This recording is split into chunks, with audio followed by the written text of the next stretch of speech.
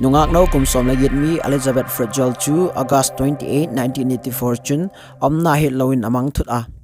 Achanaw ten police taking a report ball in hol theina zo si a hol nungun le muzo dik lawin abeidon ke phat un hai san in athisun in asun ui. Mithisa angai u Elizabeth chu kumsom ni leli zo in hospital khat in ahong ke langkit a he khata phot chun thil tung chu mak asama mawa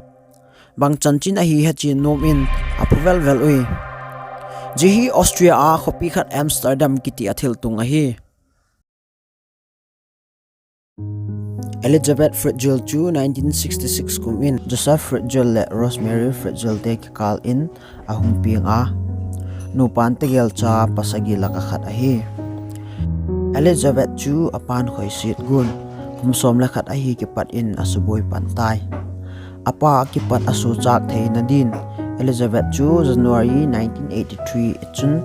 ain unusi in atai manga Austria a khopi khat Vienna kiti chun avakisel mang hi ahin la kalthum sung in police station holdokin ain un avathak kit ui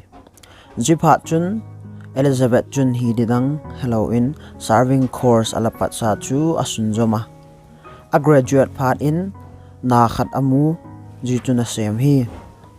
August 28, 1984 chun kumsom lagit mi Elizabeth chu apan a in noilam o kot khak dop su piding in ako a Elizabeth in le thumang takin adop su pi hi ji kot khak chu kumsom ni leli sung ama khak tu tu ding a hi a pongala adop tung phat on kot khak chu atuk saka atuk jinglai achun pondam doi kinu khat mangin Elizabeth mai chu ahum pe ka Elizabeth chu kho hello in apuk tai ji pha chun ai noi o room asima chun akoi lut a ji mun chu kumsom ni sung khovel wak mulo a om na ding mun a hi.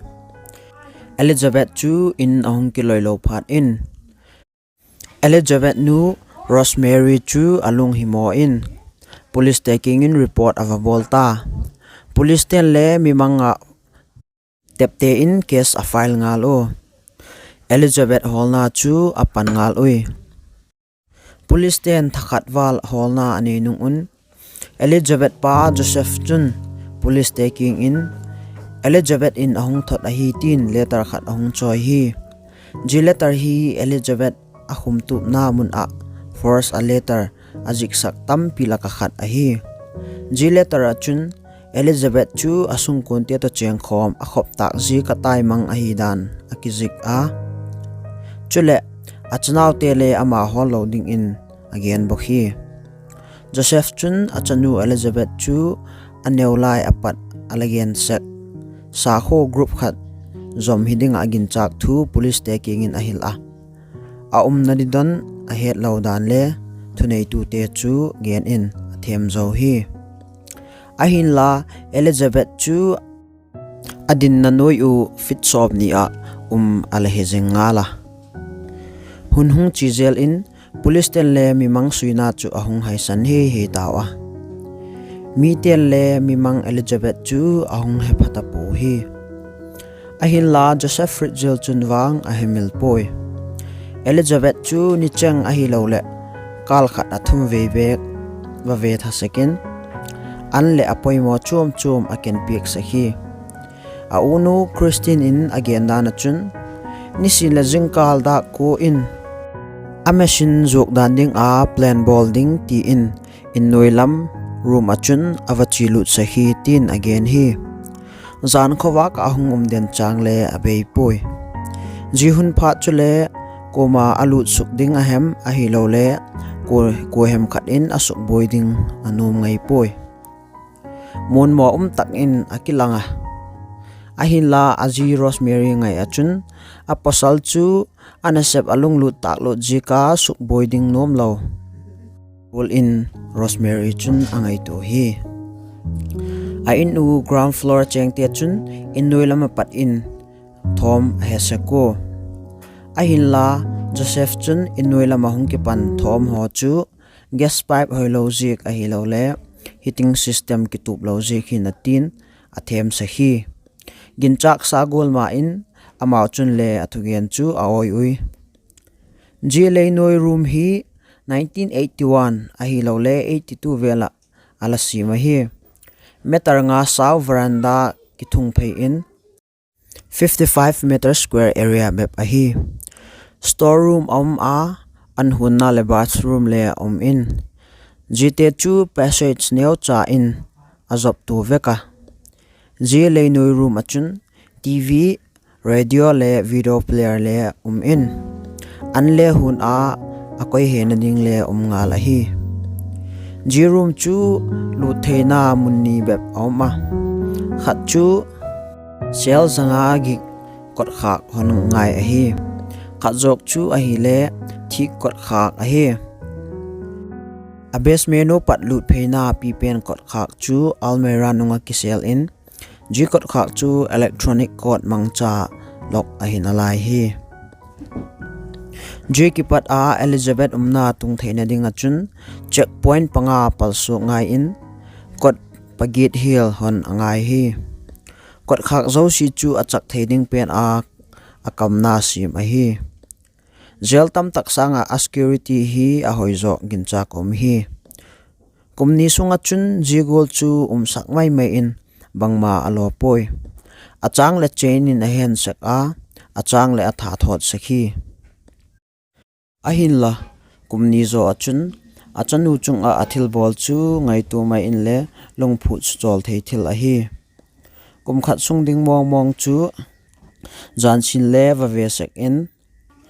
beating film at p in anop lo chung in alup pi sakhi a film at golo chun ding in ano sakhi Elizabeth chu kumsom le khat a hi pat ji gol hi ala suk boisa a hi tai in noi zel a kumni omzo achun Elizabeth chun naw ahung vop a hin la kal som atin in anaw chu asit sakhi jizo kumni achun naw ahung vop kit a 1988 August ha in chanu Christian kiti ahung hing hi kumni zo in chapa khat Stefan kiti ahung nei kit a hin la Joseph fritzl chun athil hi ten tak chu a hai sandik poi jinung kumsom ni leli sunga chun Elizabeth in naw vop kit in cha panga anei be hi acha te chu a happy mama a hin la bangma bol pek the anei po lekha ahit kham chu jil sakin simdan le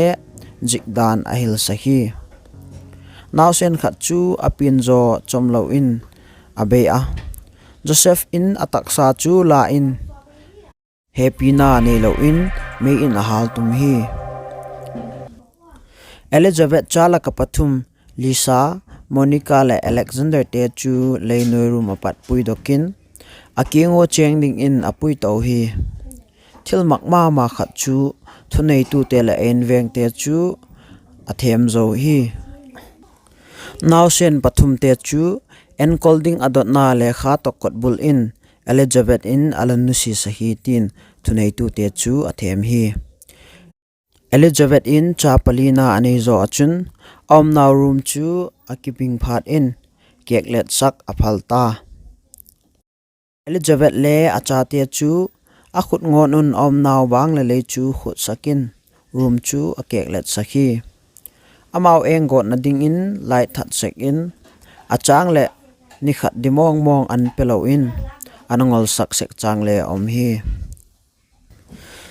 taido agot uchun gas mang cha got ding a hi dan again hi chule thi kot khak lama chun atai do thelo na ding un kot khak chu electric current achi sakhi achang le noi a akhum tu naw pangte chu eng got in naw pang apui to te in my vel a hi lo le niwak laka kel naw lim chu hung choi in jita kanaw pangte hot chu at sak sakhi api na kipat khawak vel pulam alamu khalo a ko huk sunga ala khosa naw pang ading achun bangol bep in alung thim asukhata dim mo kangai tu mai le ka omdan akiden theipoi Joseph fritzl chun bangchan akoi gut ahe'm ti chu het a hipo ahilla 2008 achun Elizabeth chanu kumsom la kumi Christian chu ahungdam lota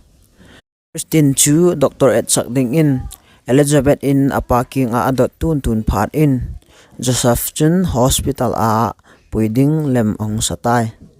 hospital staff te kinga chun en colding a dot na le kha to Elizabeth in ahong sol a hi dan again hi kal khat sung chu police ten fritzl te sung kon chan chin chu dop chin na anei o atopa ahong mon mo ten phat o chun Elizabeth missing case chu sui thak ning in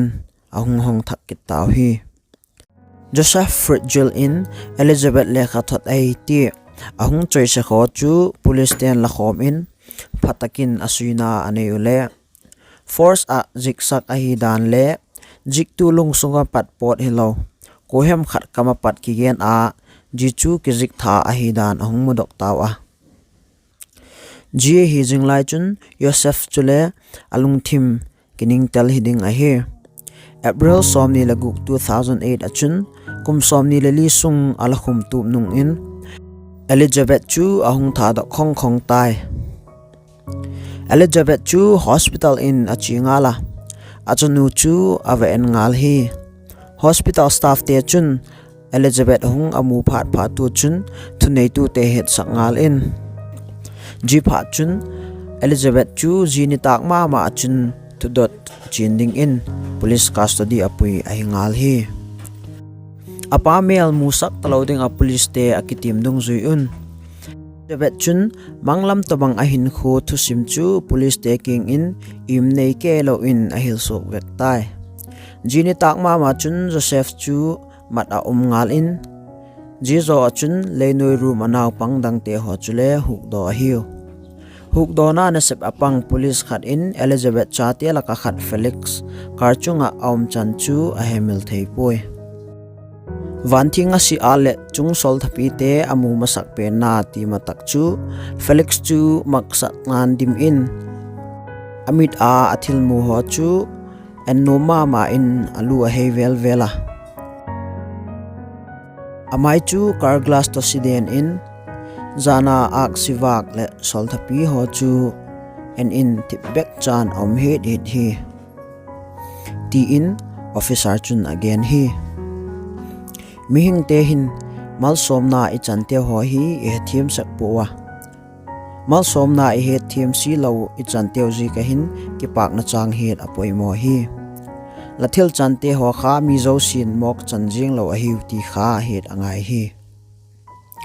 Elizabeth nu Rosemaria chun la akeng bola thil tung chu bang hi a he thiam pu inapat azamang hi police ten DNA test bol na hungne in a hi le na pangzo si chu fritzl chang e hi ti ahung modok taw hi court trial hungne pan in court a trial ane na wachun defense counsel chun fritzl pan pi in fritzl in achanu te ading a Christmas tree a choi suk pik jikin fritzl chu gamsa gol lom loma nun rong ai poi tin fritzl chu pan pi in apang chak ke ui ming hi cho Elizabeth in achan chin again na da kal som le khat sung jet record chu ngai thak na anei o jina achun kum chapang lam te wang chu alung thimu phong talo in khat ve thu in da kal ni khel chu a en ngam pu hi March som lagi 2009 achun khat ve hearing naked a hi Elizabeth le ki CMC in court trial na chun avapanga Joseph in Elizabeth chu aki CMC hung himale amu in alahe theya amu phat achun alung thim chu abe ke jing hi athugen theng in bangkim achun asukhel tu ahidan akipong hi athim lodan apong tai marsom leko achun nili trial anei zo in tol that tu mi kol atan sak tu mi hin kho su se tu ahi apom tai jidung zui achun damsung song kol ngak ding in thutan khum ahi apoi khoi to te in agot na tu khibon longkim umzo lo kasa ahi Elizabeth le achate chu phataket kol ahiu a medical le psychological treatment apoi mo zo sio pik ahiu tu hin hi na thak to Austrian khu punjak lo khat achun cheng in police te veng bit na noi in khosa jing kom in te in chung kun chun hinu khathak apan oi a inu chu CCTV phatak a koi hi in police ten le ave thajing o koman a interview u phallo a hi bok hi Elizabeth chu kumsom guk nai mi hita in a hin kholui o pat in damlam not jing a hi dan 2010 a article khat chun again hi akhu o restaurant ball pasal khat in again na achun ji in kun chun phatlam not tamama in hin kho pa ngai tak mang in kun ki pak thei mama a hi danu again hi May 2017 achun Joseph Fritzl in amin chu Joseph Mary Hoff ti in atheng a journalist khat in interview a bol na achun athil hi te ji ka kisi na neo chale nei lo a hi dan again hi ji interview na achun mi zo shipil na ding thil khat again khom hi mi in noi room ho khole va en le chun u mi kisel gu tam tak le numei tam tak vomudok ding la hiu tin interviewer parking chun again hi ole loite ho ji story hi ngai nop mla sakachun khut pi tung ding kha hemel ki la ji channel hi subscribe nai lo la mu chun subscribe bol kha aman lo a hi okay hasta la vista bye Yeah, later, dickwad. And if someone gets upset, you say chill out. Or you could do combinations.